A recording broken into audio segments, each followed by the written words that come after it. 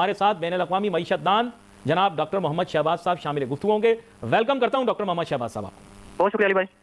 नाउज़ुबिल्लाह गैब का इल्म किसी के पास नहीं, लेकिन डॉक्टर मोहम्मद शहबाज साहब साइंस का इस्तेमाल करते हुए बंदा आगे की पेशगोई कर सकता है।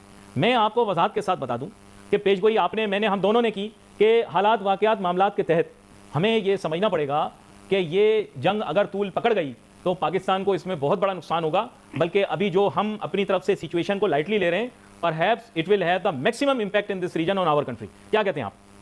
जी बिल्कुल, बात आपकी ठीक है। देखिए, वैसे भी 15वां 16वां 17वां 18वां दिन जो है वो हो गया है और अभी तक चीजें जो है वो देखें सुधरने की तरफ नहीं आ रही, बल्कि डे बाय डे चीजें खराबी हो रही हैं।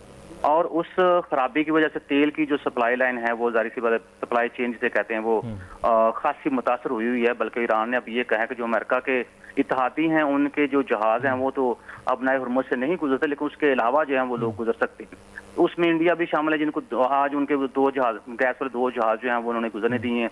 उसमें जाहिर बात और भी मालिक हैं, चाइना है और मालिक जो इस चीज़ से फायदा उठा रहे हैं। लेकिन अब चाइना में भी देखें ना, दुनिया का आबादी के लिहाज से अब तो इंडिया का नंबर आ गया है, तो वहाँ आप देखें कंजम्पशन जो है तेल की वो कितनी ज्यादा है और वहाँ पे भी लाने लग गई। हाल तो कोई चाइना थोड़ा सा वो तमाशा देख रहा है अमेरिका का, क्योंकि वो ये समझ रहे हैं कि ठीक है दुश्मन जो है वो खुद ही जब फंसा हुआ है तो ठीक है उसको मरने दो, हमें क्या जरूरत है उसके अंदर एंट्री डालने की। लेकिन अब अमेरिका जो मैं समझता हूँ उसके भी शायद हाथ पांव फूल गए हैं, इसलिए तो अपने इत्तेहादियों को ये कह रहा है कि भाई साहब आप आइए, अपने जंगी बेड़े भेजें, जंगी जहाज भेजें, ताकि अब नए हुर्मुज़ जो है उसका कंट्रोल पूरे का पूरा लिया जाए।